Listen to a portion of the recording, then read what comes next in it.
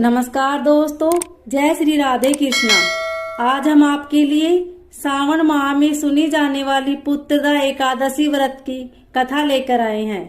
कथा सुनने के बाद आप हमारे चैनल को सब्सक्राइब करें, बेल आइकन को प्रेस करें ताकि हमारी वीडियो की नोटिफिकेशन सबसे पहले आप तक पहुंचे। वीडियो को लाइक और शेयर जरूर करें। श्री युधिष्ठिर कहने लगे कि हे भगवान, सावन शुक्ल एकादशी का क्या नाम है? व्रत करने की विधि तथा इसका महात्म्य कृपा करके कहिए। मधुसूदन कहने लगे कि इस एकादशी का नाम पुत्रदा है। अब आप शांति पूर्वक इसकी कथा सुनिए। इसके सुनने मात्र से ही वाजपेय यज्ञ का फल मिलता है। द्वापर युग के आरंभ में महिष्मती नाम की एक नगरी थी। उसमें महिजीत नाम का राजा राज्य करता था, लेकिन पुत्रहीन होने के कारण वो राज्य सुखदायक नहीं लगता था। उसका मानना था कि जिसकी संतान न हो उसके लिए यह लोक और परलोक दोनों ही दुखदायक होते हैं। पुत्र सुख की प्राप्ति के लिए राजा ने अनेक उपाय किए, परंतु राजा को पुत्र की प्राप्ति नहीं हुई। वृद्धावस्था आती देखकर राजा ने प्रजा के प्रतिनिधियों को बुलाया और कहा, हे प्रजाजनों, मेरे खजाने में अन्याय से उपार्जन किया हुआ धन नहीं है। न मैंने कभी देवताओं तथा ब्राह्मणों का धन छीना है। किसी दूसरे की धरोहर भी मैंने नहीं ली। प्रजा को पुत्र के समान पालता रहा। मैं अपराधियों को पुत्र तथा बांधवों की तरह दंड देता रहा। कभी किसी से घृणा नहीं की, सबको समान माना है। सज्जनों की सदा पूजा करता हूँ। इस प्रकार धर्म युक्त राज्य करते हुए भी मेरे पुत्र नहीं है, सो मैं अत्यंत दुख पा रहा हूँ। इसका क्या कारण है? राजा महिजीत की इस बात को विचारने के लिए मंत्री तथा प्रजा के प्रतिनिधि वन को गए। वहां बड़े बड़े ऋषि मुनियों के दर्शन किए। राजा की उत्तम कामना की पूर्ति के लिए किसी श्रेष्ठ तपस्वी मुनि को देखते फिरते रहे।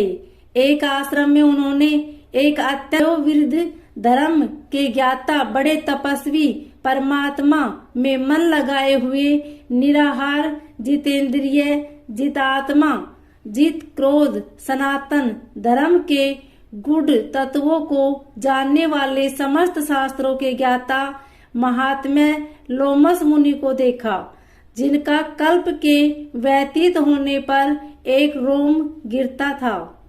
सबने जानकर ऋषि को प्रणाम किया। उन लोगों को देखकर मुनि ने पूछा कि आप लोग किस कारण से आए हैं? निसंदेह मैं आप लोगों का हित करूंगा। मेरा जन्म केवल दूसरों के उपकार के लिए हुआ है, इसमें संदेह मत करो। लोमस ऋषि के ऐसे वचन सुनकर सब लोग बोले, हे महर्षि, आप हमारी बात जानने में ब्रह्मा से भी अधिक समर्थ हैं, अतः आप हमारे इस संदेह को दूर की। महिष्मती पुरी का धर्मात्मा राजा महिजीत प्रजा का पुत्र के समान पालन करता था, फिर भी वह पुत्रहीन होने के कारण दुखी है। उन लोगों ने आगे कहा कि हम लोग उसकी प्रजा हैं, अतः उसके दुख से हम भी दुखी हैं। आपके दर्शन से हमें पूर्ण विश्वास है कि हमारा यह संकट अवश्य दूर हो जाएगा, क्योंकि महान पुरुषों के दर्शन मात्र से अनेक कष्ट दूर हो जाते हैं। अब आप कृपा करके राजा के पुत्र होने का उपाय बताइए।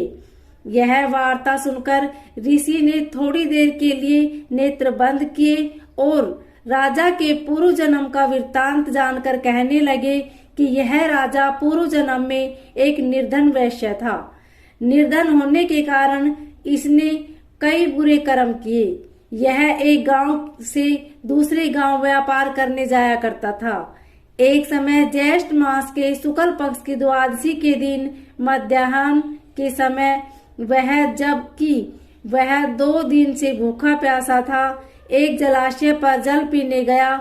उसी स्थान पर एक तत्काल की ब्याही हुई प्यासी गो जल पी रही थी।